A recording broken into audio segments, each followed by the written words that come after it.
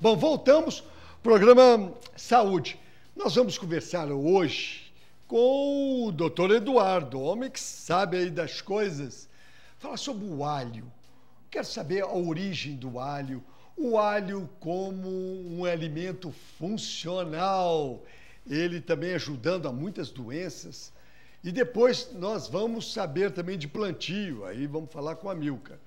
Mas eu quero primeiro cumprimentar o Eduardo. Eduardo, uma satisfação novamente. Satisfação, doutor João, amigos da Altiora, um prazer imenso estar participando mais uma vez aqui desse programa, doutor João. E hoje com o assunto do alho, que realmente é um alimento muito importante. Nós vamos comentar aí sobre a história dele. É um assunto bem interessante. Você acha que você ficou de fora? Eu quero saber se você emagreceu. Já estou bem, ó. Pode olhar pela tela.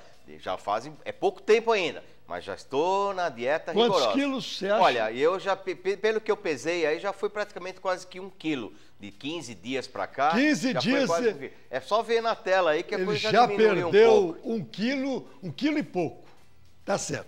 Bom, Eduardo, eu quero saber o alho, quero saber a origem, quero saber as lendas do alho e a história do alho. Tudo bem, doutor João. Olha, o alho já vem sendo utilizado... Antes de Cristo. Muito antes de Cristo. Já dizem que aí, entre chineses, os hebreus, o pessoal lá da área do Mediterrâneo, já existe aí nos papiros de Éberes, já foram escritos há 5.000 anos atrás, já tinham citações em os pequenos papiros, nas primeiras escritas, lá na China, lá na Arábia, do uso medicinal, inclusive, e no uso como tempero do alho. Então, ele já vem sendo utilizado há muito e muito tempo.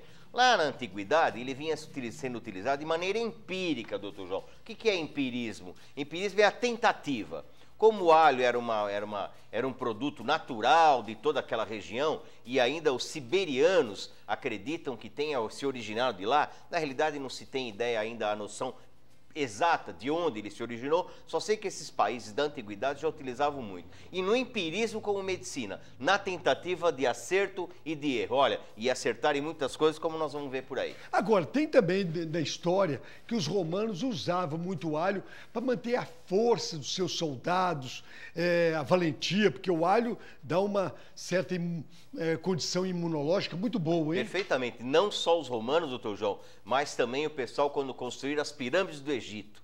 Quando construíram pirâmides, os escravos todos, eles tinham porção, eles tinham narração, uma quantidade de alho. E olha, tem uma história bem interessante aí na citação dos livros históricos, dizendo que houve uma revolta dos escravos porque não tomaram a ração de alho. Na realidade, o alho, ele é um expectorante, ele ativa o sistema nervoso central, ele dá uma força extra que permitia com que o pessoal trabalhasse um pouco mais. Então, o alho na história, ele vinha sendo utilizado também como estimulante para os indivíduos que trabalhavam. Uma peste no século XVII, na Inglaterra, muitas pessoas se salvaram por terem ingerido o alho cru. A peste bubônica, que dizimou 1/3 da população da Europa na Idade Média. E olha que interessante, nas escritas aí, diziam que as pessoas que ingeriam com frequência o alho não adquiriam a chamada peste bubônica, aquela que era transmitida pela picada da pulga do rato no homem e depois era transmitida de homem a homem através da fala, das gotículas de Pfluffiger. Então tem missionários, padres que cuidavam daqueles enfermos que ingeriam uma grande quantidade de alho, não adoeciam. E também os indivíduos que foram presos, os indivíduos que eram presos da penitenciária, eles soltavam esses indivíduos, mas davam alho para eles para poder enterrar os indivíduos que morriam. E, por coincidência ou não, essas pessoas não contraíram a peste bubônica. Olha que interessante isso. E também, aí nesses estudos todos, eles já achavam que o alho, e depois foi comprovado mais tarde, que dava uma dilatação nas artérias coronarianas,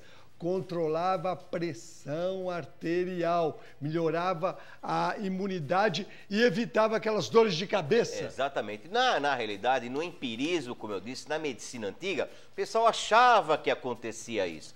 Antigamente se usava aí ventosa, se usava sanguessuga, a sangria do indivíduo para melhorar a depuração, para a desintoxicação, e também o alho utilizavam e percebia que melhorava. Já na medicina mais moderna houve realmente a comprovação.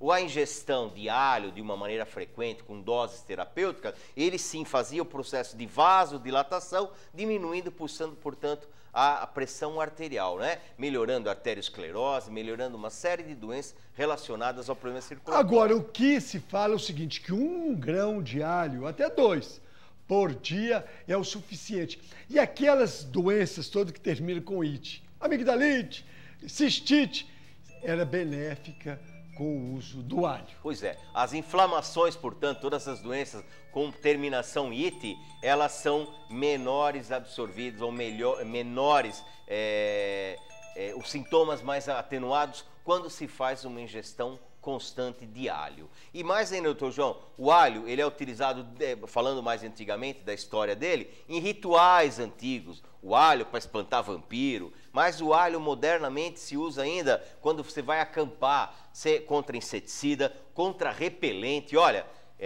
já ali no Oriente Médio, o alho, ele é utilizado, o extrato de alho, o alho dissolvido, moído em água, ele é utilizado para espantar como repelente do mosquito anófelis, causador da malária, que é semelhante ao nosso mosquito causador da dengue no Brasil. Então, um ótimo repelente para o mosquito transmissor da dengue também é o alho.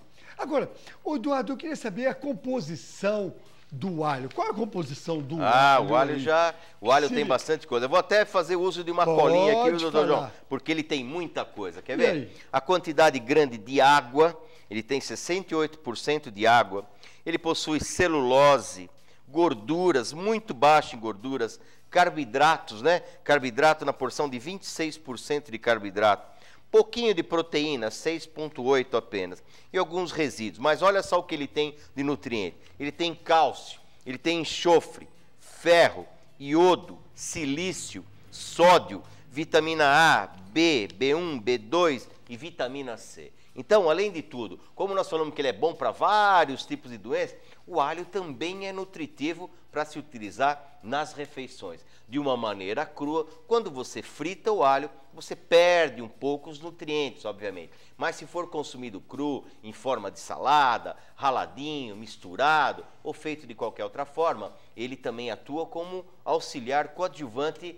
no processo alimentar. Agora, Eduardo, e de forma terapêutica, já comprovada aí através da ciência, a ciência já comprovou isso, o alho funciona em vários tipos de doenças, de patologia, ou mesmo como um adjuvante. Olha só o que ele tem. Nós temos uma lista aqui para poder contar para os nossos amigos. Selênio, ele traz uma ação antiesclerótica, a formação de coágulos, ele inibe a formação de coágulos. Isso é bom para evitar trombos, esse tipo de situação. Mais ainda, regulador glicêmico da taxa de açúcar no sangue, evitando, portanto, esses picos de glicemia, picos de açúcar, o indivíduo pode ter o que a gente chama de diabetes, evita a situação de diabetes. Um fator antioxidante. O antioxidante, na realidade, são radicais livres que são sintetizados pelo próprio organismo. Quando você tem o alho, a ingestão de alho, alguns nutrientes se juntam a esses antioxidantes e eles eliminam essas toxinas do corpo. Mais ainda, um fator anticoagulante para evitar esses trombos, como a gente já havia dito. Tá? Eles têm algumas situações, algumas estruturas, como a alicina, um componente que ele é utilizado quimicamente como anti-inflamatório. Portanto, aquilo que a gente falou, contra as ITs, todos os tipos de ITs, ele é utilizado. Nós temos aí também a chamada alina com fatores antibióticos. Já da Primeira Guerra Mundial, e até antes da Primeira Guerra Mundial, na Idade Média, se faziam infusões de alho moído no ferimento dos indivíduos para evitar a supuração. Então, ele é um antimicrobiano para germes gram-positivos e também dos gram-negativos, para você ter uma ideia.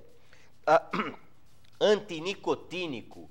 Ele anula os efeitos do tabaco no organismo. E mais ainda, pessoas que se utilizam de uma maneira mais frequente, ficam repugnantes ao uso do tabaco. Olha aí, uma boa maneira do indivíduo já quer parar de fumar, comece a utilizar o álcool como terapêutico e como um fitoterápico para você ter essa repugnância à nicotina, tá? Ele também é antihipotensor, tá? Ele ajuda a diminuir a pressão arterial, portanto, as doenças advindas dessa pressão alta, ok? E ele também ajuda, ele é antidialinilsulfeto, óxido de dialinilsulfeto, é uma substância que ele tem, que eles atribuem o efeito que produz diminuição do nível de lipídio e de colesterol, doutor João. Olha só a quantidade de benefícios que o alho traz. Quando você associa o alho à cebola, olha, 50% dos tumores de próstata desaparece. Essa eu ia deixar para o final, que era a coisa mais interessante, porque na realidade, você imagina só, se você tem antitumor, é óbvio que isso tudo nós estamos falando no sentido preventivo, né, doutor João? Preventivo. Que a pessoa deva ingerir todos os fitoterápicos, todo tipo de alimentação, ela vem como de maneira preventiva que você possa ter. Então vamos fazer utilizado. sabatinar um pouquinho o doutor Eduardo aqui. Pode até colar, doutor Eduardo. Prevenção e combate ao câncer. Prevenção, combate ao câncer, o alho tem a função número 1. Ele tem alguns subprodutos que o faz isso. Diabetes, você já falou. Diabetes, já falamos. Menopausa. Menopausa também para a mulher, aquelas consequências da menopausa, aquelas dores, aquele incômodo todo, aquela depressão que a mulher tem. O alho ele é um estimulante, ele ajuda a pessoa a levar a pessoa para cima, no sentido de ficar meio deprimida por conta disso. Bom, as pessoas que têm déficit de vitamina B1. Exatamente, ele tem componentes que a vitamina B1, do complexo B de uma maneira geral, são muito instáveis no organismo. E eles protegem. E eles protegem essa vitamina conservando e ajudando ela a entrar no seu organismo. Nevralgia e reumatismo. Nevralgia, dores, artrite, artrose, eles também atuam com alguns componentes para evitar que isso se grude nas suas juntas e dê aquela chamada artrite. Resistência ao frio e ao calor. Olha lá, resistência ao frio e ao calor, uma beleza ainda. A vasodilatação, a vasoconstrição, como a gente falou, o alho, ele tem um poder muito grande de estimulador do sistema circulatório. Ele abre, dilata os vasos, baixando a pressão, ele ajuda a controlar esse tipo de situação, o aumento ou a diminuição dos vasos. E também no sistema de emagrecimento. No emagrecimento ele é digestivo, ele ajuda a eliminar as toxinas do intestino, liberando, portanto, os restos metabólicos. Mais ainda, anti-hemofílico, doutor João. Tá? Antivirótico também ele tem. Contra radiações mitogênicas da pele, principalmente, ele evita que as células mudem a sua composição de DNA, melhorando aquilo que a gente chama do rejuvenescimento do indivíduo. E quando você está meio gripado aí, fazer aquela sopa de alho ou gengibre, hein? Aí melhora. Gengibre e alho é uma mistura fatal. É muito bom para evitar esse tipo de situação. Tem uma grande quantidade de vitamina C também, ajuda muito no processo imunológico. Bom, é isso aí. Falamos do alho aí como um medicamento, vamos dizer assim, um auxiliar ao tratamento médico, hein? Isso aí não exclui o tratamento, você tem que tomar seus medicamentos. E converse com o seu médico para ver se você pode agregar a isso um dente de alho por dia, né, Eduardo? Isso é o mais importante. A posologia, como ingerir esse alho, se você quer evitar ele na alimentação por causa de cheiro que fica na boca, no estômago, etc. Tem as cápsulas aí, mas fica sempre a dica que o doutor João falou. Procure o seu médico para ver se você pode tomar, que tem pessoas que têm contraindicação de irritação gástrica, etc. Tem contraindicação. Se o seu médico liberar e a quantidade que for, faça, porque além de ser um alimento muito bom, muito gostoso, dá um sabor ao prato, ele também é um fitoterápico. Bom, é isso aí. Nós vamos a um breve intervalo. O doutor Eduardo estará aqui com a gente no próximo programa e a gente volta já já, né, Eduardo? É isso aí, doutor João. Já já.